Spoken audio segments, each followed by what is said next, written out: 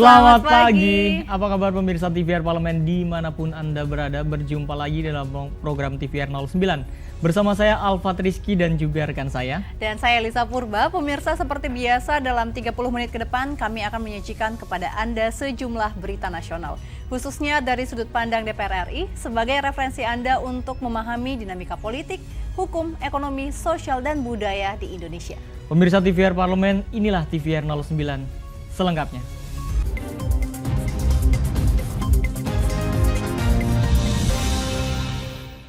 Pemirsa, informasi pertama dari Komisi 8 DPR RI yang meminta pemerintah untuk memberikan perhatian serius terhadap jamaah lansia berkebutuhan khusus agar proses ibadah haji dapat terlaksana dengan baik. Komisi 8 DPR RI mendorong kualitas layanan bagi jamaah haji dapat terus ditingkatkan, khususnya bagi jamaah haji lansia yang perlu mendapatkan perhatian khusus.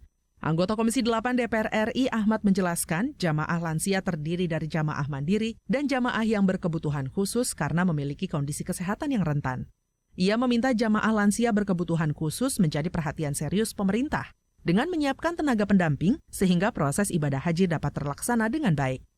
Berbagai upaya peningkatan layanan ibadah haji telah dilakukan seperti kualitas, makanan, dan jarak lokasi penginapan dengan tempat ibadah yang lebih dekat. Jadi di samping tenaga yang disiapkan untuk bimbingan hajinya, juga ada tenaga medisnya, ya kan?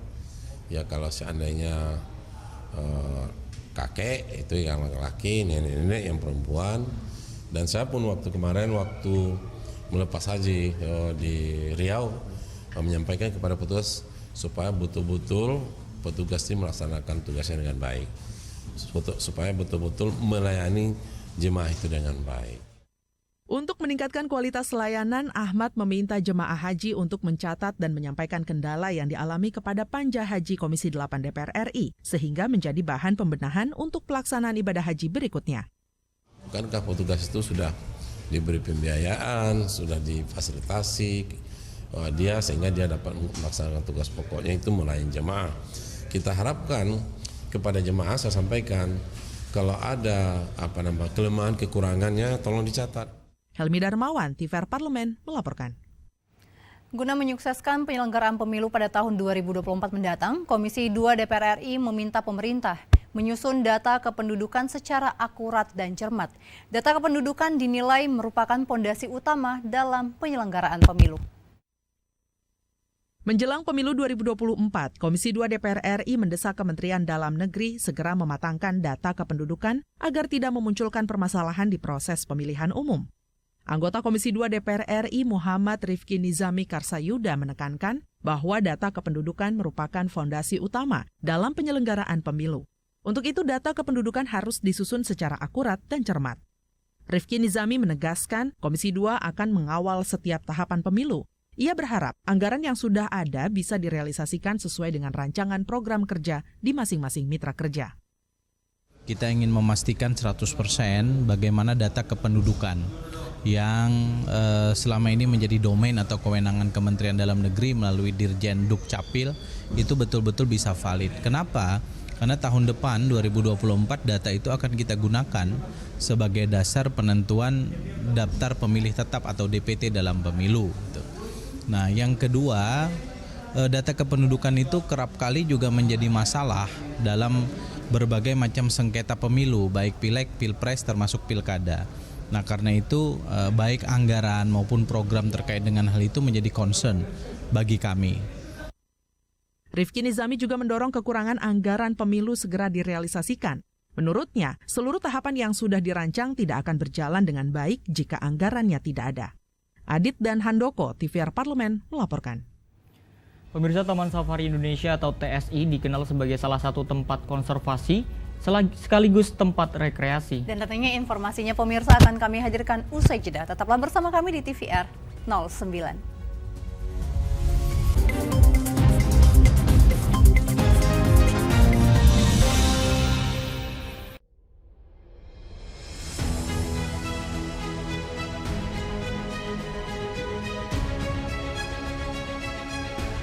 Pemirsa TVR Parlemen, inilah TVR 09 edisi Rabu.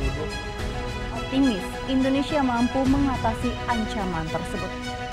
serangkaian peristiwa penting setiap hari di Indonesia. Kami pilihkan topik-topik terkini dengan menyajikan fakta yang dapat dipercaya. Kami hadirkan di layar kaca Anda. Bukan hanya sekedar informasi, tapi menginspirasi bagi kita semua. TVR 09 hadir setiap Senin sampai Jumat pukul 9 pagi hanya di TVR Parlemen. Referensi berita untuk Indonesia.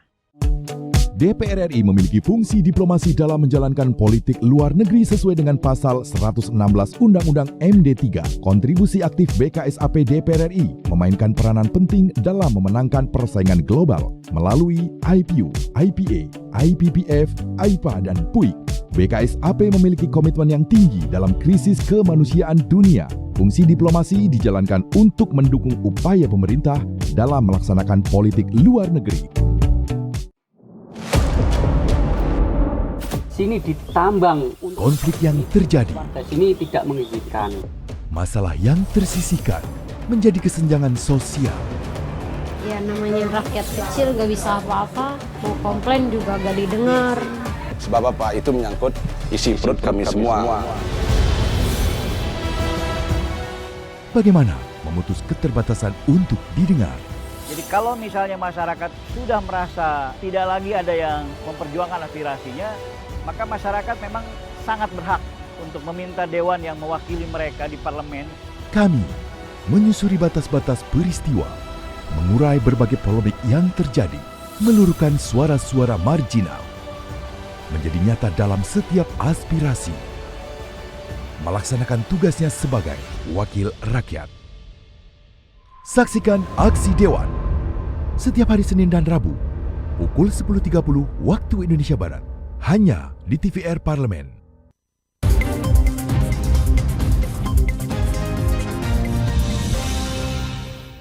Anda kembali bersama kami di TVR 09. Pemirsa, Komisi 4 DPR RI berharap Kementerian Lingkungan Hidup dan Kehutanan Republik Indonesia dapat mengembangkan dan memanfaatkan keberadaan Taman Safari Indonesia sebagai tempat konservasi sekaligus tempat wisata.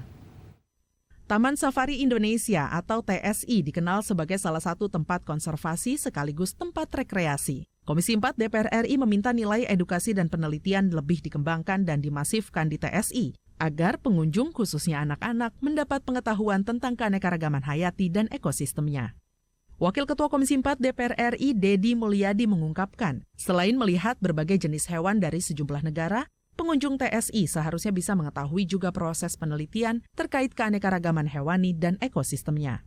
Keberadaan TSI ini seharusnya dimanfaatkan Kementerian LHK agar anak-anak sekolah maupun mahasiswa tertarik pada penelitian mengenai hewan dan ekosistemnya. Bagaimana ke depan itu menggiring mereka ke arah penelitian. Ya kan, kayak cerita tadi kan, ada satu kodok yang kecil yang itu sebagai cermin dari perubahan iklim. Iklim Indonesia masih baik ya enggak sih? Kan bisa dilihat dari kodok itu. Nah, kan apa sih problem kita? Ini problem kita ini kan aspek daya analitiknya yang rendah. Anggota Komisi 4 DPR RI Andi Akmal Pasludin meminta Taman Safari Indonesia terus mengembangkan nilai konservasi di samping pertimbangan bisnis. Pengembangan tempat konservasi sekaligus tempat wisata menjadi potensi yang bisa dikembangkan Kementerian LHK, baik dari keanekaragaman hayati dan ekosistemnya maupun potensi PNBP-nya. Yang kedua, ini harus menjadi role model ya, bahwa Taman Safari Indonesia menjadi model bagi yang lainnya. Artinya ada kegiatan tapi tidak meninggalkan daripada fungsi utamanya. Misalnya di sini bahwa fungsi utamanya kan konservasi dan juga tentu ada rekreasinya gitu ya, dan konservasi gitu. Dari Jawa Barat, Nuki Tampu Bolon, TVR Parlemen melaporkan.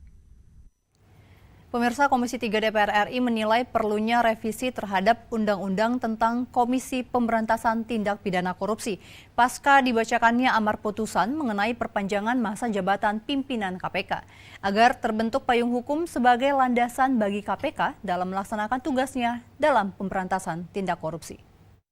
Pasca Mahkamah Konstitusi atau MK memutus perpanjangan masa jabatan pimpinan KPK yang semula 4 tahun menjadi 5 tahun, Komisi 3 DPR RI menilai perlu adanya revisi Undang-Undang KPK terkait masa jabatan dan penyesuaian lainnya yang berkaitan dengan masa jabatan. Anggota Komisi 3 DPR RI Johan Budi menyebut putusan MK terkait perpanjangan masa jabatan pimpinan KPK harus dihormati, mengingat putusan tersebut bersifat final dan binding atau mengikat. Dengan dibacakannya amar putusan ini, Johan Budi menilai perlu dilakukan revisi terhadap Undang-Undang Nomor 19 Tahun 2019 tentang Komisi Pemberantasan Tindak Pidana Korupsi agar terbentuk payung hukum sebagai landasan bagi KPK dalam melaksanakan tugasnya mencegah dan memberantas korupsi.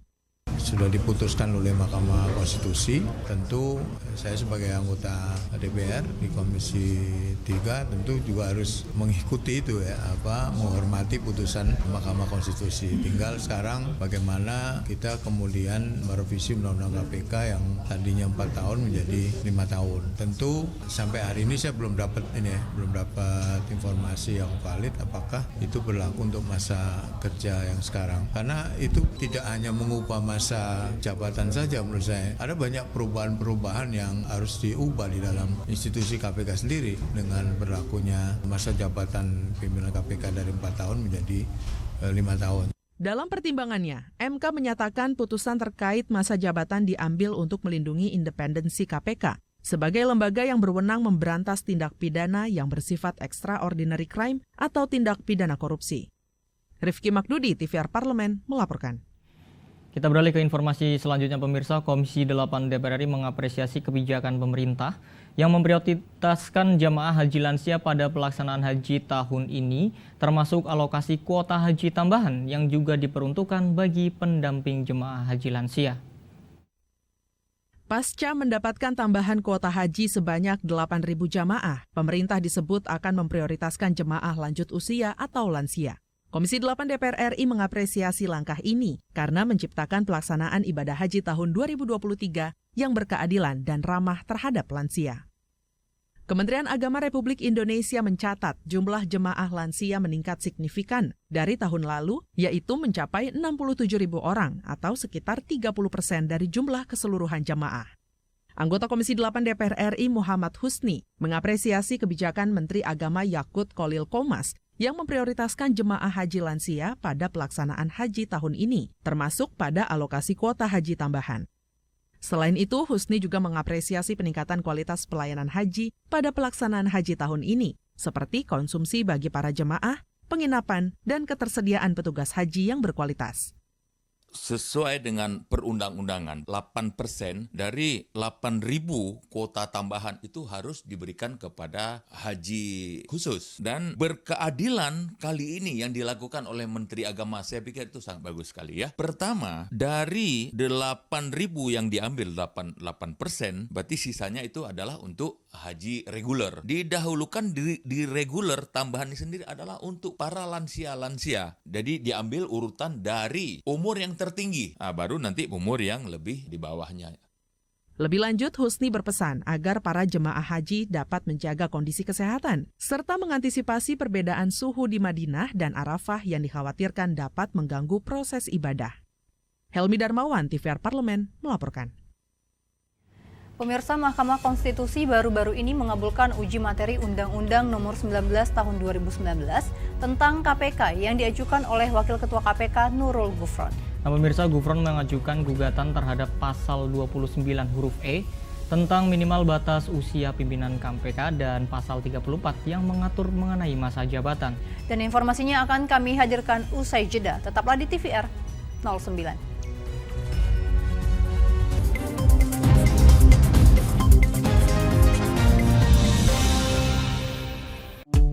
DPR RI memiliki fungsi diplomasi dalam menjalankan politik luar negeri sesuai dengan pasal 116 Undang-Undang MD 3. Kontribusi aktif BKSAP DPR RI memainkan peranan penting dalam memenangkan persaingan global melalui IPU, IPA, IPPF, IPA, dan PUIK.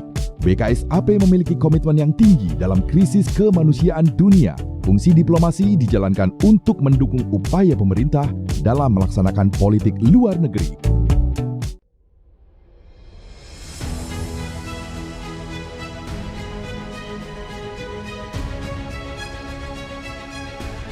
Pemirsa TVR Parlemen, inilah TVR 09 edisi Rabu.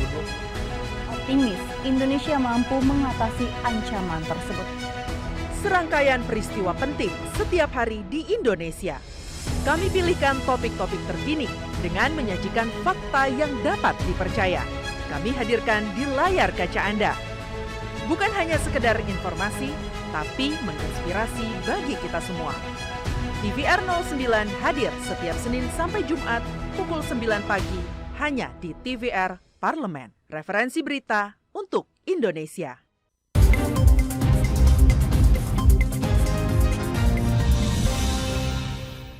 Anda kembali bersama kami di TVR 09. Pemirsa, dengan adanya putusan Mahkamah Konstitusi terkait dengan perpanjangan masa jabatan pimpinan KPK, tentu menuai reaksi dari sejumlah kalangan. Mereka menilai terdapat inkonsistensi yang dilakukan oleh MK dalam putusan perpanjangan masa jabatan pimpinan Komisi Pemberantasan Korupsi. Sebab dalam putusan-putusan sebelumnya, MK sempat menyatakan bahwa masa jabatan pimpinan lembaga negara bukanlah wewenangnya untuk memutuskan.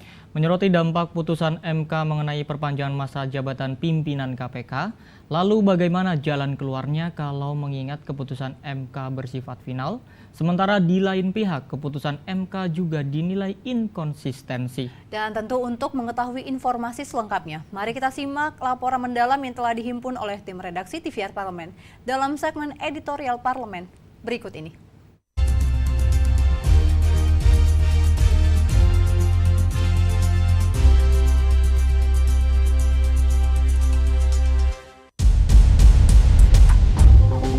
Presiden hari ini mesti terbitkan SK perpanjang orang-orang yang di masa jabatan orang-orang yang di KPK yang ada sekarang. Suka atau tidak suka, senang atau tidak senang, itu hukum. Anda mau suka syukur, tidak suka syukur, tidak ada urusan dengan Anda suka dan tidak suka, karena hukum tidak ada urusan dengan hukum soal objektivitas.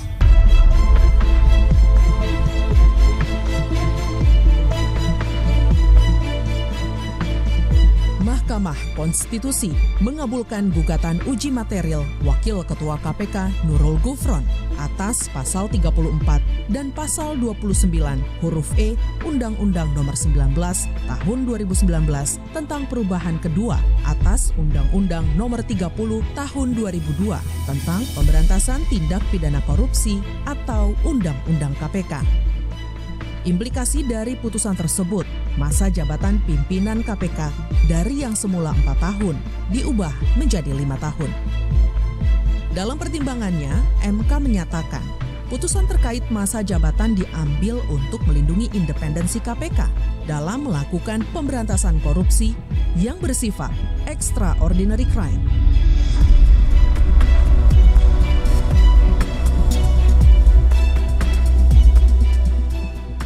Pasca putusan Mahkamah Konstitusi tentang perpanjangan masa jabatan pimpinan KPK, banyak reaksi yang timbul dari seluruh elemen masyarakat. Mulai dari akademisi, pakar hukum, pimpinan KPK yang terdahulu, bahkan DPR RI. Keputusan MK ini dianggap oleh beberapa pihak hal janggal dan bentuk inkonsistensi. DPR RI menegaskan untuk menghormati putusan MK tersebut, mengingat putusan MK merupakan keputusan final dan mengikat. Namun DPR RI dalam hal ini mengingatkan perpanjangan masa jabatan pimpinan KPK dari 4 tahun ke 5 tahun harus dibarengi dengan peningkatan kinerja penegakan hukum dan pemberantasan korupsi di Indonesia. Olehnya itu, harapan kita adalah bagaimana kira-kira setelah ditambahkan 1 tahun ini bisa seefektif mungkin berkontribusi pimpinan-pimpinan KPK ini kepada penegakan hukum, penegakan keadilan bagi orang-orang, tentu demi kepentingan bangsa dan negara. Kita bungkus demi kepentingan bangsa dan negara. Bagi saya kesimpulannya bahwa itu adalah keputusan MK dan itu harus dihormati. Selain itu, dalam putusannya, MK juga mengubah muatan pada pasal 29 huruf E Undang-Undang KPK dari yang awalnya berbunyi berusia paling rendah 50 tahun dan paling tinggi 65 tahun pada proses pemilihan, diubah menjadi berusia paling rendah 50 tahun atau berpengalaman sebagai pimpinan KPK dan paling tinggi 65 tahun pada proses pemilihan. Dengan adanya perubahan masa jabatan pimpinan KPK, DPR RI mendorong revisi Undang-Undang KPK karena saat amanah undang-undang, masa jabatan pimpinan KPK 4 tahun. Ini sudah diputuskan oleh Mahkamah Konstitusi. Tentu saya sebagai anggota DPR di Komisi 3 tentu juga harus mengikuti itu ya, menghormati putusan Mahkamah Konstitusi. Tinggal sekarang bagaimana kita kemudian merevisi Undang-Undang KPK yang tadinya 4 tahun menjadi 5 tahun gitu. Tentu sampai hari ini saya belum dapat informasi yang valid apakah itu berlaku untuk masa kerja yang sekarang. Dosen Fakultas Hukum Universitas Islam Riau, Rizky Azmi, menegaskan jika DPR RI dan pemerintah ingin melakukan revisi kembali terhadap Undang-Undang KPK harus dilakukan secara menyeluruh. Revisi tidak hanya untuk kepentingan masa jabatan pimpinan KPK, namun kepentingan pemberantasan korupsi di Indonesia. Dalam konteks revisi Undang-Undang KPK, mungkin nanti melalui DPR, kita berharap kalau ini memang direvisi, jangan setengah-setengah. Kan bisa saja, ya, bisa saja melebar ke yang lain. Ada sesuatu hal yang belum selesai, misalnya tahun 2012-2011 itu ada penyidik independen misalnya. Sekalian aja Bang, kita ubah aja sekalian gitu. Jadi kita tidak hanya bicara tentang masa jabatan 4 tahun dan 5 gitu. Jadi pembukaan keran ini saya rasa ini menjadi sebuah momentum kalau mau dirubah. Dengan adanya keputusan ini, masyarakat pun menunggu gebrakan baru dari pimpinan KPK dalam meningkatkan kinerja pemberantasan dan pencegahan korupsi di Indonesia. Tim Redaksi TVR Parlemen melaporkan.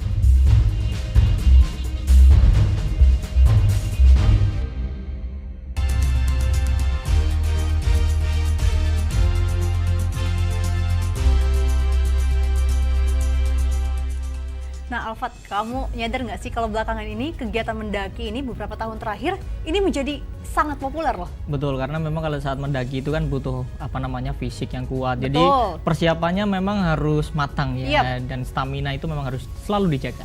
Benar. Ya. Dan tentunya kita melihat juga banyak orang yang mulai berlomba-lomba nih mau ke Ya. gunung mana lagi, mendaki yang mana lagi, benar nggak? Betul sekali, dan karena memang ini faktornya banyak nih foto-foto dengan latar belakang yang indah di beberapa akun fanbase pendakian menjadi pemicu utama bermunculnya para pendaki baru yang ingin menjajal sebuah ketinggian. Tentu kita penasaran ya, dan tentunya dalam episode Intips kali ini pemirsa, kita akan saksikan bagaimana seru dan menariknya pendakian kali ini di Gunung Slamet.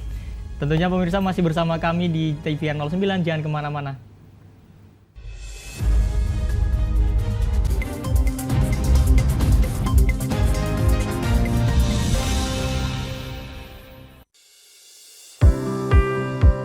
Mengenal tugas dan fungsi DPR RI. Dewan Perwakilan Rakyat atau DPR adalah lembaga negara yang mewakili aspirasi rakyat. Kehadiran DPR RI merupakan salah satu bukti bahwa Indonesia merupakan negara demokrasi. Sebagai salah satu lembaga perwakilan rakyat, apa saja tugas dan fungsi yang diemban DPR RI? Berdasarkan pasal 20A ayat 1 Undang-Undang Dasar 1945, DPR memiliki 3 fungsi, yakni fungsi legislasi, anggaran, dan pengawasan. Tugas dan wewenang DPR berbeda untuk setiap fungsinya. Yang pertama, fungsi legislasi. Menyusun program legislasi nasional atau prolegnas, menyusun dan membahas rancangan undang-undang, menerima rancangan undang-undang yang diajukan oleh DPD, membahas rancangan undang-undang yang diusulkan oleh Presiden ataupun DPD, menetapkan undang-undang bersama dengan Presiden, menyetujui atau tidak menyetujui peraturan pemerintah pengganti undang-undang yang diajukan oleh Presiden untuk ditetapkan menjadi undang-undang. Yang kedua, fungsi anggaran. Memberikan persetujuan atas rancangan undang-undang tentang APBN yang diajukan oleh Presiden. Memberikan persetujuan terhadap pemindahtanganan aset negara maupun terhadap perjanjian yang berdampak luas bagi kehidupan rakyat yang terkait dengan beban keuangan negara. Menindaklanjuti hasil pemeriksaan atas pengelolaan dan tanggung jawab keuangan negara yang disampaikan oleh BPK. Memperhatikan pertimbangan DPD atas rancangan undang-undang tentang APBN dan rancangan undang-undang terkait pajak, pendidikan, dan agama. Yang ketiga, fungsi pengawasan. Fungsi pengawasan, DPR bertugas melakukan pengawasan terhadap pelaksanaan undang-undang APBN dan kebijakan pemerintah, serta membahas dan menindaklanjuti hasil pengawasan yang disampaikan oleh DPD. Demikian penjelasan tentang tugas dan fungsi DPR menurut undang-undang.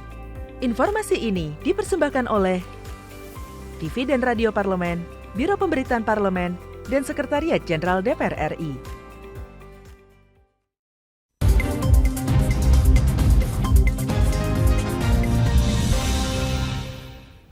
Anda kembali bersama kami di TVR 09. Ya pemirsa dan Elisa, seperti yang tadi sudah kami bahas ya, Gunung Slamet yang berketinggian 3.428 meter di atas permukaan laut atau MDPL ini adalah gunung tertinggi di Jawa Tengah dan tertinggi kedua di Pulau Jawa setelah Gunung Semeru. Yap, dan jalur pendakian Gunung Slamet ini termasuk sulit karena terbatasnya sumber air di sepanjang jalur pendakian, terlebih ketika di musim kemarau. Meskipun begitu nih Elisa, pendakian Gunung Slamet termasuk paling diminati oleh pendaki karena pemandangannya yang luar biasa. Nah, tentunya kita penasaran ya. Dan tanpa berlama-lama lagi pemirsa, mari kita saksikan liputan lengkapnya mengenai mendaki di Gunung Slamet dan merengkuh atap Jawa Tengah yang telah kami rangkum dalam segmen Intips, informasi dan tips berikut ini.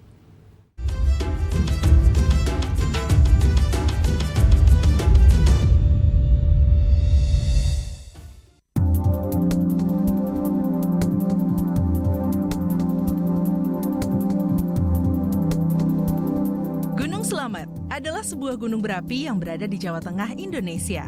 Gunung Slamet memiliki ketinggian 3.432 meter di atas permukaan laut dan terletak di antara 5 kabupaten, yaitu Kabupaten Banyumas, Kabupaten Purbalingga, Kabupaten Pemalang, Kabupaten Tegal, dan Kabupaten Brebes. Hingga saat ini, Gunung Slamet masih menunjukkan eksistensinya sebagai salah satu gunung berapi aktif di Indonesia. Meskipun demikian, Gunung Slamet tercatat belum pernah mengalami letusan yang besar. Letusan yang terjadi dan terakhir tercatat di tahun 2009 hanya merupakan letusan kecil berupa semburan abu dan lava yang tidak berbahaya. Masyarakat Jawa percaya bahwa Gunung Slamet berada tepat di tengah Pulau Jawa dan menganggap Gunung Slamet sebagai kunci Pulau Jawa. Mitosnya nih pemirsa, apabila terjadi letusan besar di Gunung Slamet, maka Pulau Jawa akan terbelah menjadi 2 bagian dan memisahkan antara bagian barat dan bagian timur. Lalu bagaimana sih asal-muasal nama Gunung Slamet? Gunung Slamet memiliki cerita legenda yang turun-temurun. Nama Slamet yang artinya dalam bahasa Jawa adalah selamat, diberikan karena dipercaya gunung ini tidak pernah meletus besar dan memberi rasa aman bagi warga sekitar. Menurut sejarawan Belanda, Jan Noordin, nama Slamet adalah relatif baru, yaitu setelah masuknya Islam ke tanah Jawa. Kata itu merupakan pinjaman dari bahasa Arab. Ia mengemukakan pendapat bahwa yang disebut sebagai Gunung Agung dalam naskah berbahasa Sunda mengenai kisah petualangan Bujangga Manik adalah Gunung Slamet, berdasarkan pemaparan lokasi yang disebutkan. Mendaki Gunung Slamet bukanlah hal yang mudah. Diperlukan kesiapan mental dan fisik dari pendaki karena medan Gunung Slamet yang cukup sulit. Kali ini kami ajak pemirsa mendaki melalui jalur pendakian Gunung Slamet via Bambangan, Desa Kutabawa, Kecamatan Karangreja, Purbalingga. Dengan estimasi waktu perjalanan 11,5 jam, pemirsa akan dikuatkan dengan jalur yang terus menanjak mulai dari pos 1. Pendakian akan terus menanjak dan bahkan sangat jarang ditemui jalur landai. Hampir di sepanjang rute pendakian tidak ditemukan air, kecuali di pos 5 di mana pendaki bisa mendirikan tenda. Namun di hari libur atau di hari ramai, pemirsa bisa menemukan pedagang makanan hingga di pos keempat. Hal yang menarik adalah suasana batas puncak saat pemirsa ingin mengejar summit ke puncak Gunung Slamet. Sebelum puncak, pemirsa akan melewati jalur Pelawangan. Namanya tak asing ya pemirsa? Ya, nama jalur dan jalur ini mirip dengan jalur Pelawangan di Gunung Rinjani, Pulau Lombok. Di jalur Pelawangan ini boleh dibilang menjadi jalur yang cukup ekstrim karena jalur terbuka dan medan terbuka dengan batu kerikil dan pasir yang pastinya para pendaki harus ekstra hati-hati. Begitu sampai di puncak, segala lelah dan perjuangan akan terbayarkan. Pemandangan elok dan kawah Gunung Slamet yang dikelilingi puncak-puncaknya menjadi penanda bahwa gunung ini memang sangat mengagumkan. Tak ayal, gunung ini meskipun sulit untuk ditaklukkan, namun memberi nuansa kedamaian bagi siapa saja yang mengunjunginya. Gunung Slamet memang menjadi gunung yang memberi keselamatan bagi siapa saja yang memujanya. Yuk teman-teman pemirsa TVR Parlemen, kita kunjungi Gunung Slamet yang menawan ini. Kita rengkuh ke puncak Gunung Slamet dengan selamat. Sampai jumpa di Liputan Intips edisi pendakian gunung lainnya ya.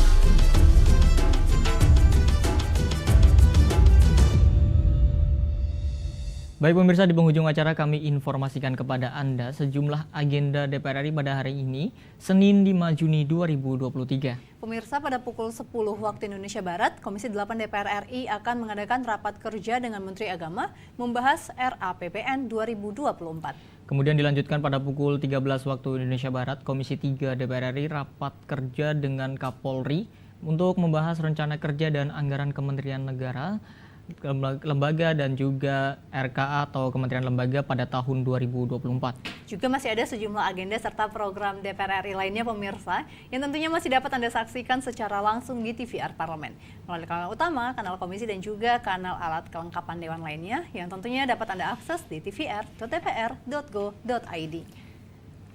Dan pemirsa TVR Parlemen, demikian TVR 09 edisi pagi ini. Dan kami segenap kru TVR Parlemen yang bertugas tentunya mengucapkan terima kasih telah menyaksikan TVR 09 pagi ini. Ada saya Elisa Purba dan rekan saya Salvat Rizky, sampai berjumpa kembali di TVR 09 esok pagi. TVR Parlemen, Referensi Indonesia.